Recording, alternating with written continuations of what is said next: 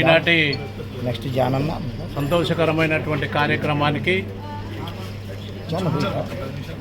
మన జిల్లా నాయకత్వం నూతనంగా ఎన్నుకోబడి 1 టౌన్ ఆఫీస్ పార్టీ కార్యాలయంలో వారిని అభినందించడానికి ఈ ప్రాంత వాసులు 1 టౌన్ కార్యదర్శి మల్లేష్ గారు, నాగేశ్వరరావు గారు, కొండన్న అందరూ తీసుకున్నటువంటి నిర్ణయం అభినందనీయం. జిల్లాకు కొత్త నాయకత్వం వహించినటువంటి, కొత్త నాయకత్వాన్ని అందించినటువంటి రాష్ట్ర పార్టీకి పెద్దలందరికీ ప్రత్యేక ధన్యవాదాలు తెలియజేస్తా. ఖమ్మం నగరంలో అనేక సమస్యలు పట్టిపీడిస్తూ ఉన్నాయి. ముఖ్యంగా ప్రజలందరికీ ఒక అపోహ ఉన్నది. ఇవ్వవలసినటువంటి న్యాయపరంగా జరగవలసినటువంటి కోట పేద ప్రజలకు దక్కట్లేదు. ఇందిరమ్మ ఇల్లు పేదలకు ఇవ్వకుండా బినామీ పేర్లతోటి కొంతమంది కార్పొరేటర్లు కాజేస్తున్నారనే వదంతి ఖమ్మం నగరంలో బాగా వినబడుతుంది.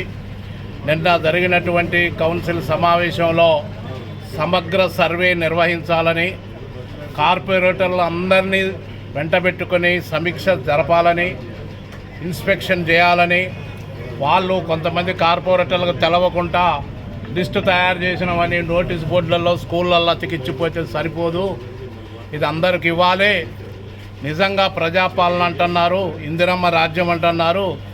ఆనాటి ఇందిరమ్మ రాజ్యంలో పేదవాడు బతకడం కోసం ప్రతి గ్రామంలో దళితులకు తలా 1 ఎకరం 2 ఎకరాలు భూదానం ఇచ్చి పర్మనెంట్గా పట్టాలు ఇచ్చినటువంటి చరిత్ర ఆనాటి కాంగ్రెస్ పార్టీది.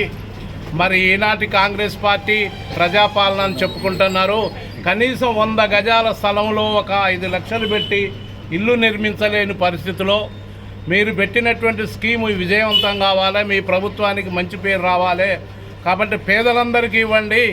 అనేక భూములు గవర్నమెంట్ ఆధీనంలో ఉన్నటువంటి భూములు ఉన్నవి, అవి ఆకృతము కాకుండా కబ్జా కాకుండా పేదలందరికీ బంధిస్తే మంచిదని చెప్పాం. దేని మీద స్పందించినటువంటి కమిషనర్ గారు చెప్పిన మాట మీకు చెప్తున్న కామ్రేడ్స్ అందరూ ఏమండి, కమిషనర్ గారు ఏం చెప్పారంటే, నిజంగా ఇల్లు లేని వాళ్ళు ఎవరన్నుంటే ఆడ లిస్టులో పేర్లు లేకపోయినా నాకు తీసుకొచ్చి ఇవ్వండి. పాత ఖమ్మం బస్తీలో 50 గజాలు 60 గజాలు ఉన్నటువంటి స్థలంలో 2-3 అన్నలదమ్ములు ఉండి ఆ 60 గజాలలోనే కింద మీద వేసుకొని బ్రతుకుతున్నటువంటి దుర్భర పరిస్థితి ఉంది సార్ అని చెప్తే, అలాంటి ఏమన్నుంటే నా దృష్టికి తీసుకురండి అని సభాముఖంగా చెప్పారు. కాబట్టి మనకు కూడా చిత్తశుద్ధి ఉండాలి.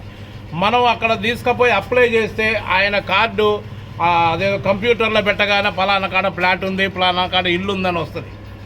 అలా కాకుండా ఎక్కడా ఏమీ లేనటువంటి మన కార్యకర్తలు, మన కామ్రేడ్స్ ఉంటే దయచేసి అది నాకు ఇవ్వండి.